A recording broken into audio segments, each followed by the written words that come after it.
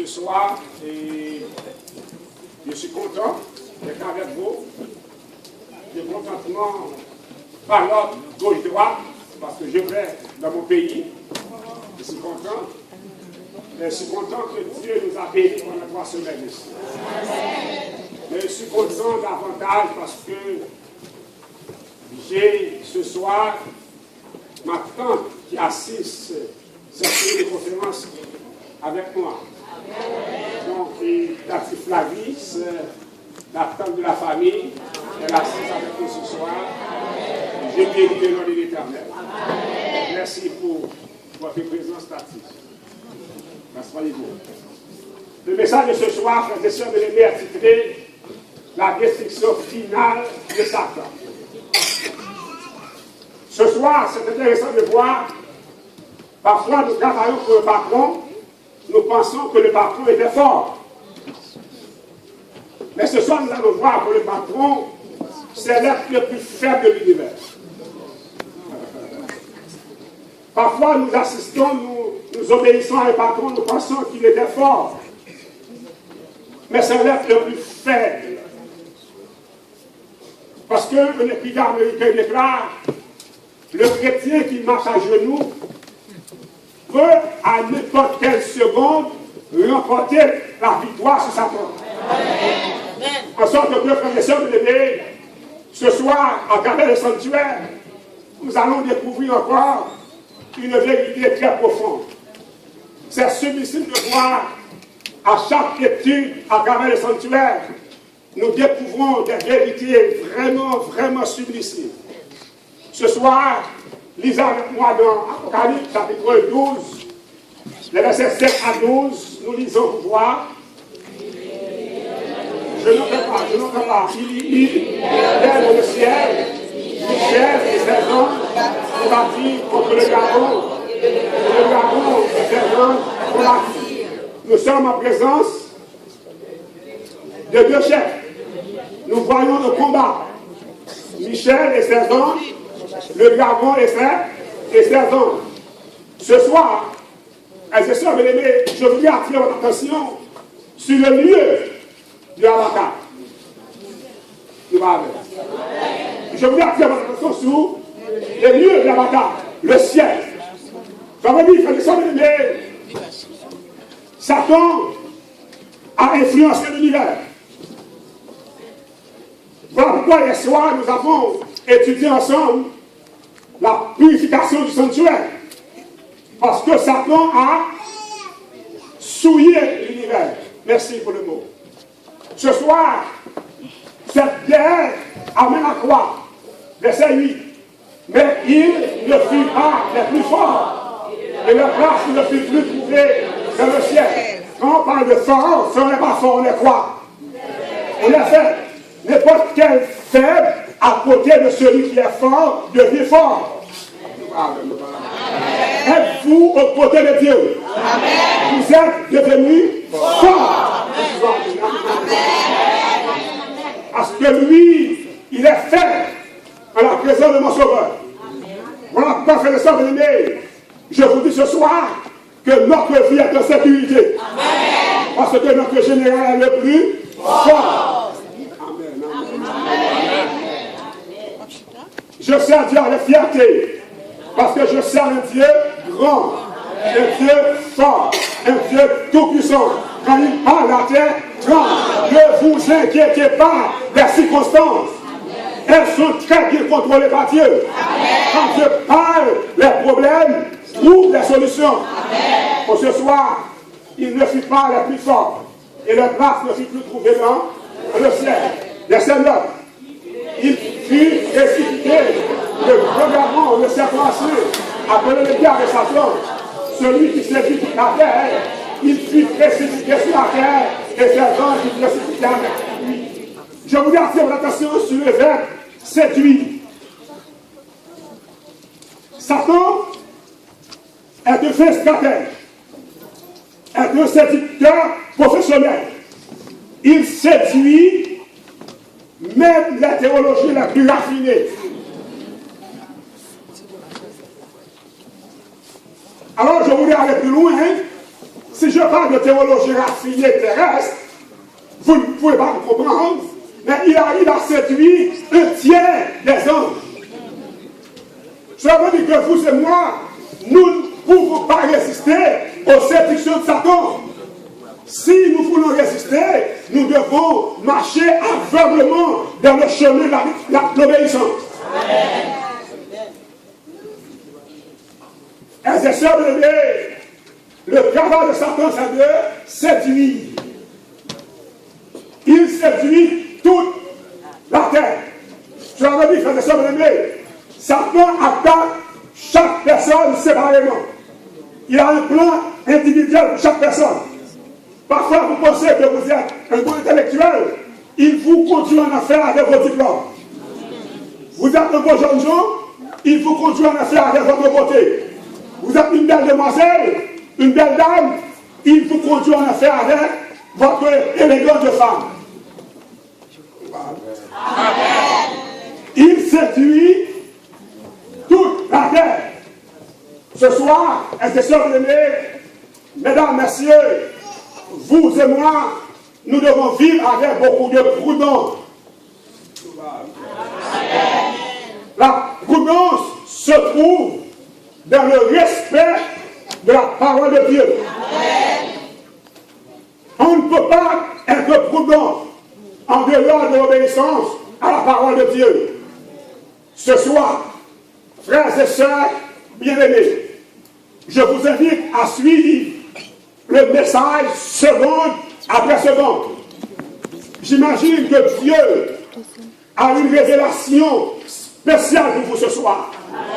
L'avant-dernière soirée, l'avant-dernier sermon. Au verset 10, il a dit, et j'entendis dans le ciel une voix forte qui disait, maintenant le salut est arrivé, et la puissance et les règles de Dieu, et l'autorité de son Fils, car il a été précipité, l'accusateur de nos frères, celui qui les a fait devant notre Dieu, jour et nuit. Il nous séduit, et après la séduction, il nous accuse. Il nous séduit, après la séduction, il nous accuse. Regarde cette dame, elle est adultère. C'est lui qui a séduit. Et après, il accuse. Il est l'accusateur de nos frères. Je peux vous dire quelque chose? Il va se fâcher avec. Là où elle va parler de mal, c'est ça.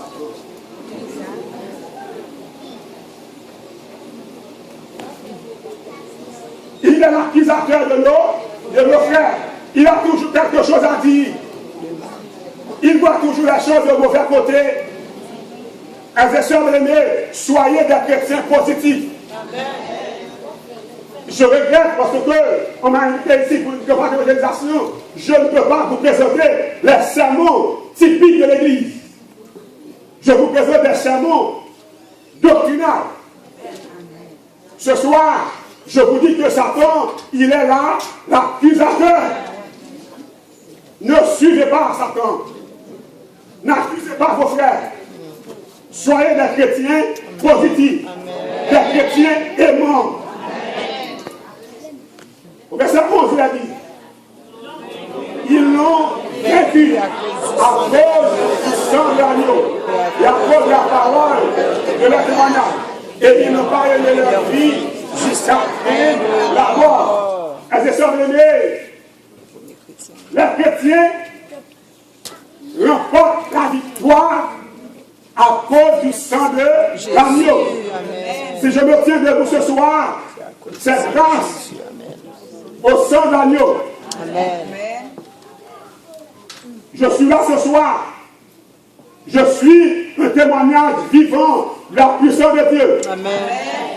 Après ma conversion, à ses sœurs bien-aimées, je me suis rendu dans le Nord. Peut-être 6 mois, 8 mois après ma conversion. J'ai eu un accident mortel. La voiture a été détruite complètement. notre Dieu. Amen. Quand on est venu voir la voiture, on a demandé où est le chauffeur. Parce que le moteur était tout près de la chaise. Le moteur, avec la chaise, avait une possibilité que personne ne pouvait sortir. Mais la chaise du chauffeur, le serviteur de Dieu était là. Dieu m'a mis dehors. Et je dis que son Seigneur soit béni d'éternité en éternité. D'éternité en éternité. Il est Dieu, frères et sœurs. Êtes-vous d'accord qu'il est Dieu? Ce soir, je vous dis que nous pouvons remporter la victoire grâce au sang de l'agneau. Et sœurs bien-aimés, ce soir, mesdames, messieurs, je suis en train de vous présenter un sujet de grande valeur, de grande importance. Amen. À cause du sang de l'agneau, c'est pas fini. Et à cause de la parole de la témoignage ce soir, si vous voulez remporter la victoire, vous devez pratiquer la parole de Dieu. Obéir à la parole de Dieu. Troisième élément du texte.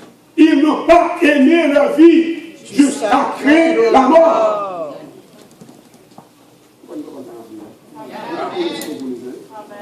Frères et sœurs, mesdames et messieurs, ce soir, je vous dis sincèrement, si vous voulez avoir la victoire, vous devez oublier votre vie.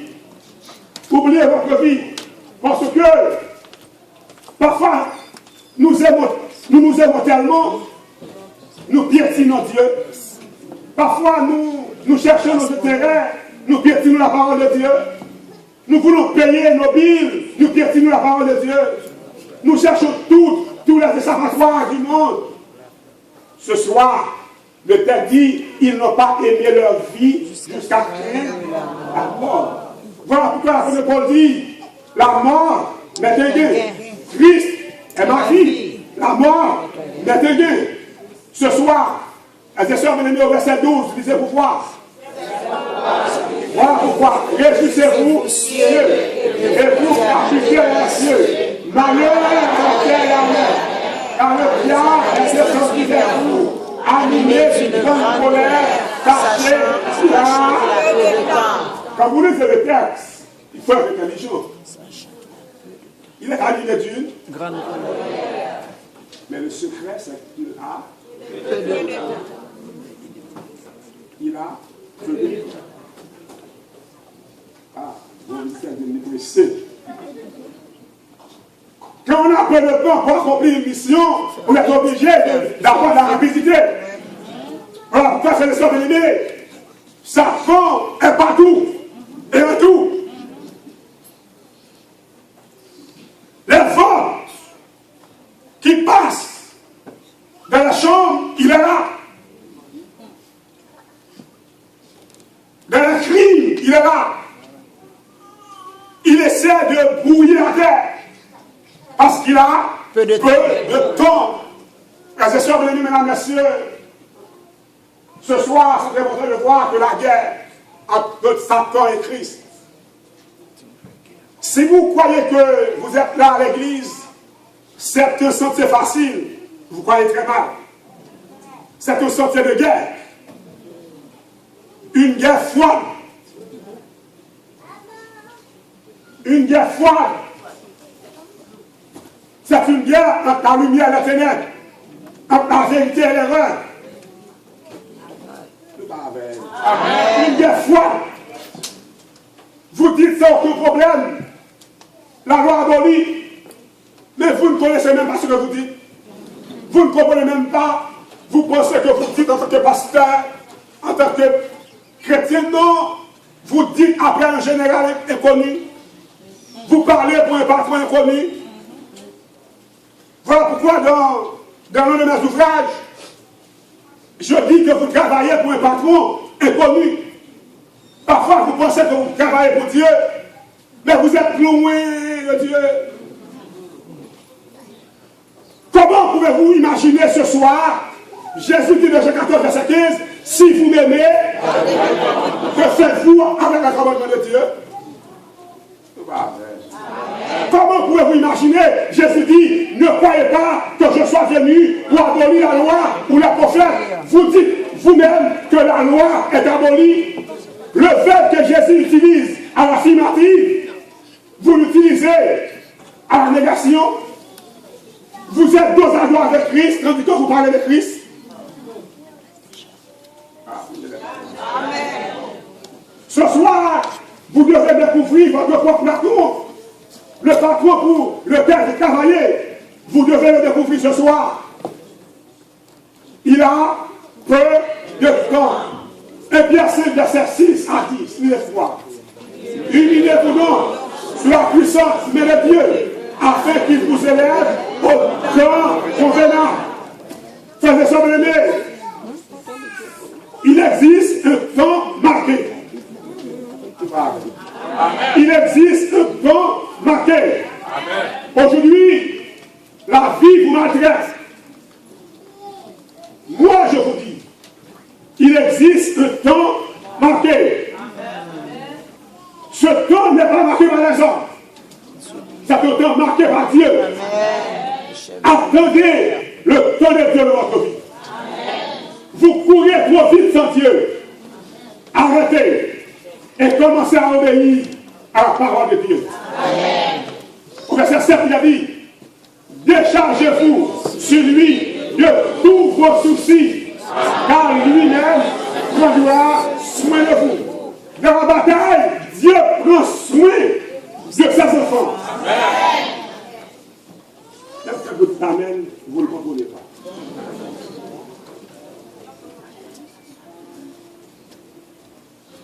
Excusez-moi si vous ne la comprenez pas. Trop souvent, frères et sœurs bien-aimés, en voyant l'église, la chrétienne, je me suis dit, est-ce qu'ils comprennent la puissance de leur Dieu? Parfois, vous recherchez le terre à terre, et Dieu vous réserve l'extraordinaire. De la fidélité, Dieu décide de vous élever en dignité. Il prendra soin de nous. Vous dites Amen, Amen, Amen. Il prendra soin de nous. Dieu ne peut mentir. Sa parole est la vérité. Je vous dis qu'il prend soin de moi. Amen. Il fait des choses extraordinaires dans ma vie. Amen. Je me rappelle, pour avoir un terrain, pour construire ma maison, un avocat qui m'aime encore, m'a appelé pour me dire, pasteur, n'aimerais-tu pas avoir une maison? Je dis, certainement oui, mais je n'ai pas d'argent. Il m'a regardé pour me dire, est-ce que tu trouves le terrain? Est-ce que tu pourras construire? Il dit non, je n'ai pas d'argent. Il dit, peu importe, tu n'as pas d'argent, je te donne le terrain. Amen. 3 mois après, il m'a appelé pour me dire, pasteur, apporte-moi les pièces, parce que tout est prêt. Il me faisait chercher par son chauffeur, et puis quand j'ai été dans la zone, il m'a dit de choisir. Quand Dieu bénit, il bénit. Quand Dieu bénit, il bénit. Quand Dieu bénit, il bénit. Parce que vous pouvez choisir. Après quoi? Après, il m'a envoyé le papier. J'ai dit, mais comment faire ça? Pour construire, je n'ai pas d'argent. Le pasteur ami me voit au bureau. Il m'a regardé, il me dit, pasteur, tu dois avoir une maison. Et puis il me dit, ma maison, c'est absolument. Je lui ai dit, mais non, mais je n'ai pas d'argent, moi. Il dit, ok. Est-ce que tu connais monsieur le tel? Il dit, non, je ne le connais pas. Il dit, ok. Je lui parler de toi. Et puis, il me voit après pour me dire, va voir monsieur le tel, dis-lui que tu veux construire une maison. Je vais voir le frère, et tandis que j'ai été chez lui, je m'assois au salon, Et puis, on se parle. Sa femme était à la cuisine. Et elle entend la voix d'un homme qui est pasteur Jeudi. Elle a laissé la cuisine pour venir pour dire, chérie, à qui tu parles là? Je parle au pasteur Jeudi. Tu parles au pasteur Jeudi que tu me laisses à la cuisine. L'homme de Dieu est là, tu me laisses à la cuisine. Tu parles. Il dit, de quoi vous parlez? Et puis il a expliqué sa femme. Sa femme dit à son mari, écoute, donne au pasteur tout ce qu'il te plaît. Il était l'homme de Dieu. Il m'a dit, va, demandez à ton Seigneur de te donner des vies, apporte-moi les vies. Pour commencer à la maison, on m'a donné des vies de 50 000 $. J'ai apporté le défi, il a regardé, il m'a dit, ok, d'accord, la semaine prochaine, je vous donne tout. Comment un chèque payé? Il dit, t'en fais pas, pasteur. Tu prends ton chèque, tu retires tout ce que vous aurez besoin pour le mois, tu m'apportes le reste. Est-ce que Dieu a bon frères et sœurs? Est-ce que Dieu prend soin de ses enfants? Il a Dieu. Il a Dieu. Il a Dieu. Je crois qu'il a Dieu. Ils vont au ciel de la ciel. J'ai commencé à la maison. 1 mois, 2 mois, 6 mois, 7 mois, 8 mois, j'ai payé chaque mois. Un jour, j'ai été chez lui. Il m'a regardé au les yeux. Il me tape au dos pour me dire, mais pasteur, ça va, c'est fini la dette. C'est fini la dette. Je peux pas attendre un autre bébé pour voir.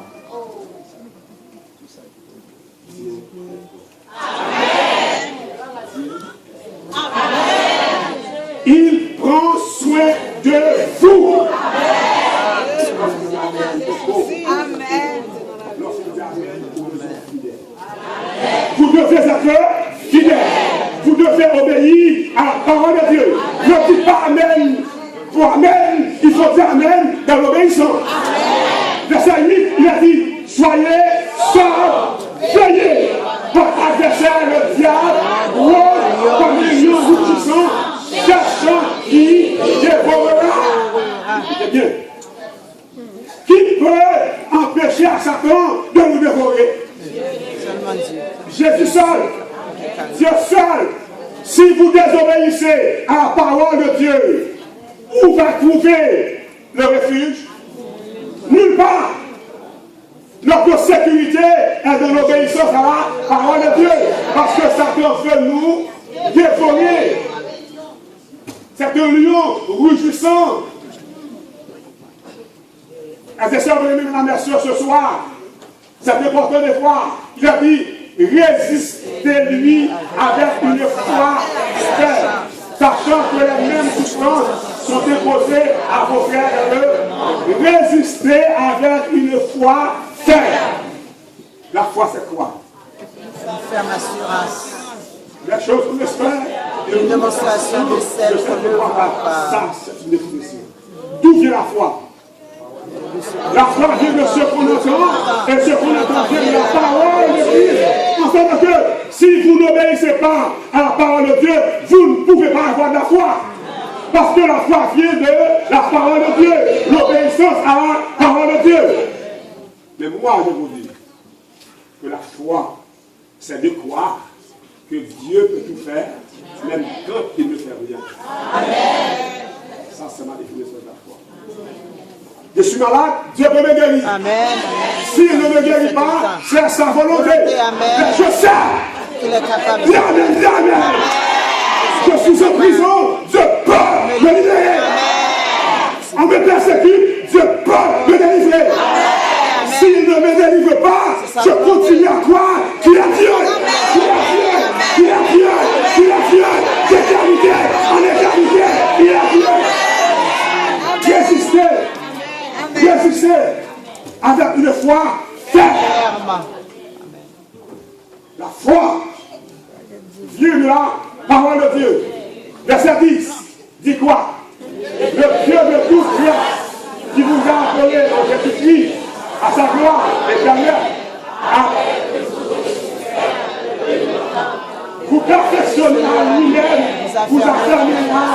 fortifié pour le Amen.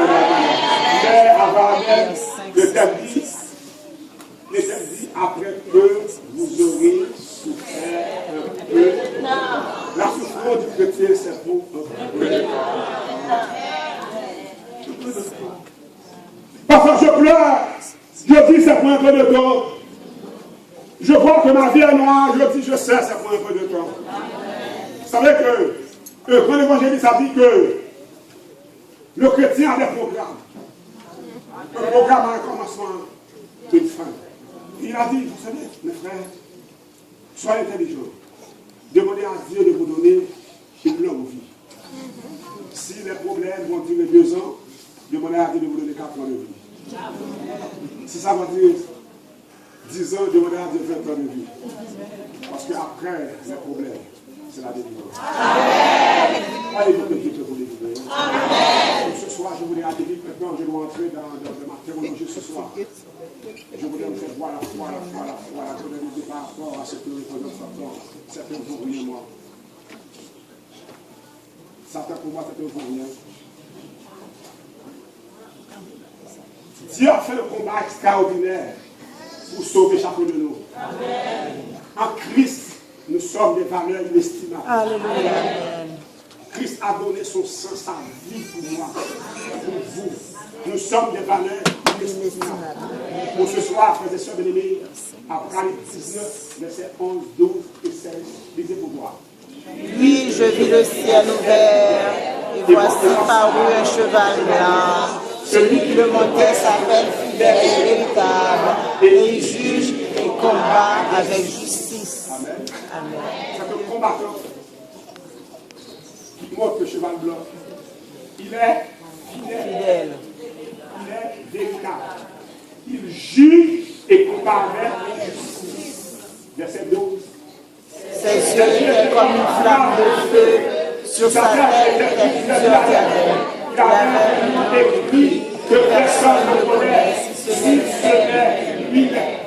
Il avait un nom écrit, personne ne connaît si ce n'est lui-même. Au verset 16, il avait sur son épaule et sur sa cuisse le nom écrit, roi des rois et Seigneur des seigneurs. Celui qui combat pour moi, il est le roi des rois et le Seigneur des seigneurs. Amen. Pour ce soir, faites-le content. Amen. Celui qui combat pour moi. Et le roi des rois, le Seigneur des seigneurs. Amen. Quand je vois que la bataille est perdue, je dis toujours, mais où est le roi des rois? Amen. Je sais que celui qui combat pour moi, il est le roi des rois. Il ne peut pas perdre. Qu'est-ce qui s'est passé? Parfois vous ne comprenez pas. Vous pensez que c'est un combat perdu. Non. Alléluia. C'est un détour. Amen. C'est le parcours qui est comme ça. Le combat n'est pas perdu. Parce que celui qui combat pour nous, il est le roi des rois, le Seigneur des seigneurs. C'est ça, bien-aimé. Apocalypse 19, verset 19. Avec, ça dit, et je vis la guerre, et les rois de la terre, et leur armée, rassemblés pour faire la guerre à celui qui était assis sur le cheval et à son armée. Un rassemblement pour la guerre. Verset 20. Et la bête fut prise, et avec elle les faux prophètes, et avait fait devant elle les prodiges, avec lesquels elle avait séduit ceux qui avaient pris la main de la bête et adoraient son nom. Ils firent tous les deux jetés vivants dans le temps ardent de feu et de soufre. Vous voyez la bête qui monte de la mer, la bête qui monte de la terre. Attention, bien-aimé, celui qui combat, le roi des rois, le Seigneur des seigneurs, avant longtemps, mettra fin à ce système. Il mettra fin à ce système. Ce soir, attention, bien-aimé, le temps de feu et de soufre a été réservé pour Satan et ses hommes. Ce soir, je voulais vous donner un conseil. Ne suivez pas les conseils de Satan. Parce que Satan va détruire. Parfois, vous êtes confortable. vous vivez 50, 60, 70, 80 années, vous êtes confortable. Vous pensez que Christ est venu mourir pour cette vie sur terre. Non. La mort de Jésus, ce n'est pas pour la terre. La mort de Jésus, c'est pour nous transformer pour l'éternité. Les résultats du sacrifice de la croix, ce n'est pas pour 50 ans de vie, pour 70 ans de vie, non. Dieu est venu mourir pour nous donner la vie éternelle. Parfois, nous gaspillons notre vie éternelle pour une belle voiture. Nous gaspillons notre vie éternelle pour une relation avec mon pasteur.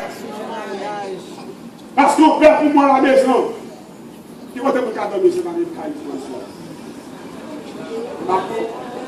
Je préfère me dormir sur le pont de la métro au lieu de perdre ma vie éternelle pour une maison. Je préfère de mourir de faim au lieu d'avoir un ventre rempli en dehors de mon espérance éternelle. Frères et sœurs, mesdames et messieurs, ce soir, c'est sublime de voir. Et les autres furent tués par l'épée qui sortaient de la cour de celui qui était assis sur les chevaux. Et tous les oiseaux se rassemblèrent, se rassasièrent de leur chair. Je me rappelle de l'évangéliste, dans ce verset, il a parlé du festin des oiseaux. Du festin des oiseaux. Ce que je ne vais pas reprendre ce soir. Mais pour lui ici, les oiseaux étaient faits parce qu'ils se rassasièrent des chairs des méchants. Ce soir, mesdames et messieurs, Christ revient bientôt. Et après longtemps, les méchants connaîtront la réponse de Dieu. Dieu donne une réponse à l'humanité. Il donne une réponse. Les sœurs bien-aimées, mesdames et messieurs, ce soir, je voudrais vous inviter à comprendre une chose. Comment le sanctuaire décrit-il la destruction de Satan? Nous voyons que Satan est un guerrier. Il a perdu la bataille. Il est devenu un faible. Il ne peut rien faire contre l'Église. Il ne peut pas combattre contre l'Église. Il ne peut pas combattre contre moi. Amen. Il ne peut pas me combattre. Parce que ma victoire est assurée dans le sang de Jésus. Il ne peut pas combattre vos enfants. Vous devez prier comme jamais auparavant. Demandez à Dieu de vous donner justice pour vos enfants. Vos enfants qui sont dans la gloire. Il y en a qui sont en prison. Vous devez prier de votre mère. Priez de votre père. Demandez à Dieu de vous donner justice. Ce soir, comment le sanctuaire décrit la destruction finale de Satan? Lévitique 16, versets 5 à 10. Lisez vite pour moi, s'il vous plaît. Il recevra de l'assemblée des enfants d'Israël debout pour le sacrifice d'expiation et un bélier pour l'holocauste. Ah, je vais vous expliquer. Debout. Et un bélier, ça fait combien? Combien? Debout. Un bélier. N'arrête. Mettez-le dans le ciel. Debout, un bélier. Parce que là, ma théologie sera difficile. Vous devez être avec moi pour comprendre. Verset 6. Aaron confiera son taureau expiatoire. Il fera l'expiatoire pour lui et pour sa maison. Le bélier est parti. Voilà.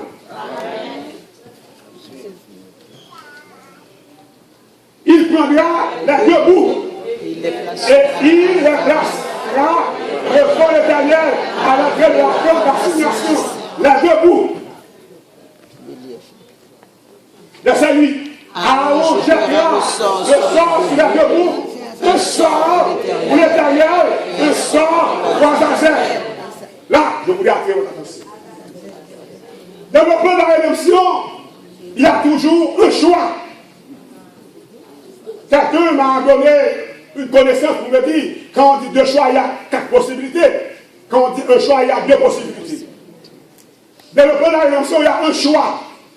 Le choix d'être avec Christ et le choix d'être avec Satan. Voilà pourquoi, de la fin de toute chose, on nous présente 2 bouts. bouc pour l'Éternel, un bouc pour Azazel. Azazel, c'est une image de Satan. Ok? Verset 9. Et Aaron peut accrocher le bouc sur lequel est tombé le sort pour l'Éternel, et il offrira un sacrifice d'expiation. Le bouc de Dieu est sacrifié pour le pardon des péchés, pour l'effacement des péchés. Nous parlons. Le bouc de Dieu représente le sacrifice de Jésus. Il s'est sacrifié pour le pardon de l'humanité, pour l'effacement des péchés de l'humanité. Ce soir, les sœurs bien-aimées, mesdames et messieurs, nous sommes avec le bouc de l'Éternel. Verset 10. Et le bouc sur lequel est tombé le sort de Azazel sera passé vivant devant l'Éternel, afin qu'il serve à faire l'expiation et qu'il soit lâché dans le désert ou Azazel. Le bouc du diable n'est pas tué, n'est pas sacrifié, parce que le sang du diable ne peut pas nous sauver. Il est resté vivant. Et Dieu met sur la tête de ce bouc tous les péchés de l'humanité. Amen. Cette théologie dit ici que ce bouc, c'est pas, ça devait représenter Jésus, non. Le bouc qui est Jésus est tué. Parce que c'est par le sang, que nos péchés doivent être pardonnés. Donc, ce bouc vivant, afin qu'il serve l'expiation et qu'il soit lâché dans le désert. Je voudrais que vous suiviez avec moi. Je suis en train de développer une théologie très très importante. La deux boucs, la fin de toutes les choses, la destruction finale de Satan. Les sœurs bien-aimées, Lévitique 16, verset 20 à 22, lisez pourquoi. Lorsqu'il aura achevé de faire l'expiation spirituelle pour la cause d'assignation et pour lequel il fera approcher le bouc.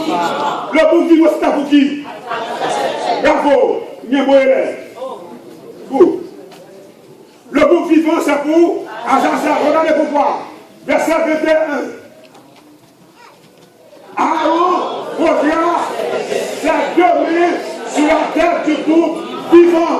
Il confessera sur lui toutes les iniquités des enfants d'Israël et toutes les transgressions.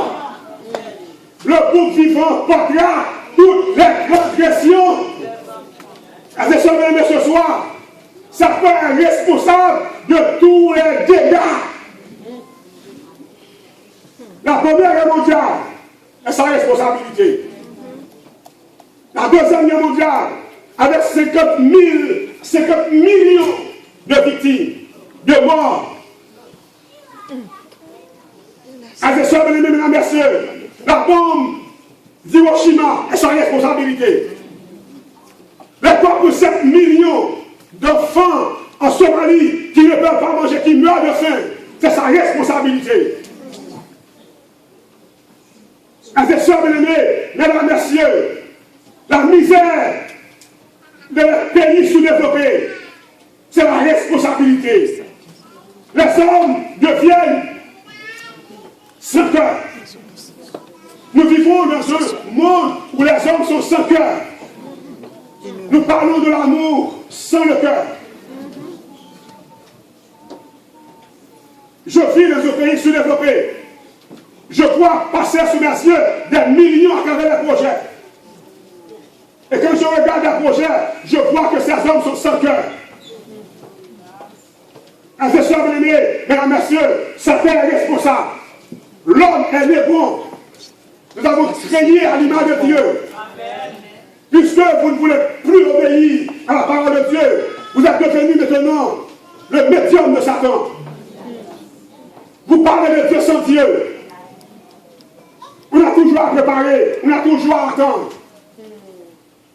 Ce soir, je voulais vous dire que Satan portera avant longtemps toutes les iniquités et les transgressions de l'humanité. Les sœurs bien-aimées, mesdames et messieurs, par laquelle ils ont péché, il les mettra sur la tête du bouc, puis il le chassera dans le... il me chassera dans à l'aide d'un homme qui aura cette chasse. Cette vérité est importante pour moi. Après avoir posé